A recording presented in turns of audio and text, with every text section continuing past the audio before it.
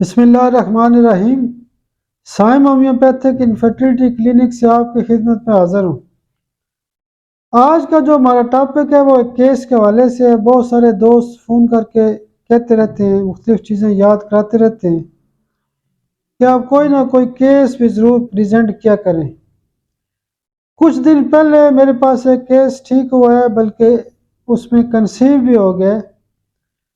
وہ صاحب میرے پاس جب آئے تھے تو 2-2.5 ماہ پہلے کی بات ہے کہ ان کی جو سیمن کی رپورٹ بہت زیادہ خراب تھی اور کئی سالوں سے ان کا بچہ نہیں ہو رہا تھا۔ ان کے جراثیم کی جو رپورٹ تھی وہ ٹوٹل سپرم 2 ملین تھے اور ایکٹیو جو ہیں وہ 10 تھے۔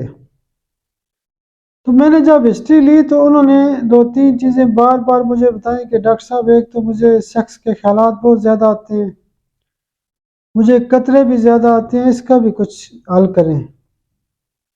تو ان کی جو کانسٹیٹیوشن تھی وہ بالکل سمارٹ قسم کا بندہ تھا، عمر بہت زیادہ نہیں تھی۔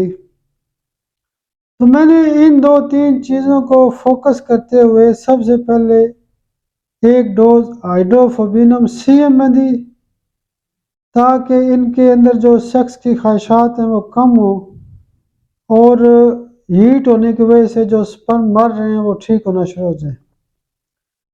اس کے علاوہ کانسٹیٹیوشن ان کی ایسی تھی جیسے ایک بندہ ٹی بی کا مریض ہوتا ہے، یعنی پتلے سے سمارٹ سے تھے وہ۔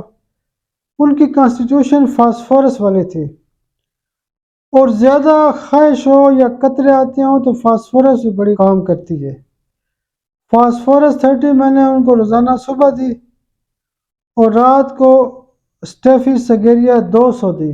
میں نے کہا ان کا دماغ بھی ٹھنڈا ہو اور ان کا سپرم لیول بہتر ہو جائے۔ اللہ کی مدد سے جب انہوں نے 1 ماہ دوائی کھائی تو دوائی کھانے کے بعد دوبارہ دوائی انہوں نے لی، تو جب تیسری دفعہ کسی پیشنٹ کو ساتھ لے کے آئے کہ ان کا بھی بڑا مسئلہ ہے، اس کو بھی دیکھیں، تو انہوں نے مجھے بتایا کہ میں نے رپورٹ بھی کرائی تھی، وہ رپورٹ 19 ملین ہو گئے تھے اور 50% ایکٹیو ہو گئے تھے۔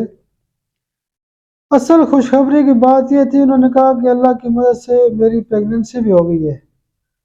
تو بات کرنے کا مقصد یہ ہوتا ہے کہ ہومیوپیتھی کے اندر بڑے بڑے مسائل کا حل کیا جا سکتا ہے، تو کازیٹیو فیکٹر کو نہیں بھولنا چاہیے۔ آپ روٹ کاز پہ دوائی لکھیں گے تو انشاءاللہ بڑے بڑے کیس ٹھیک ہوتے ہیں۔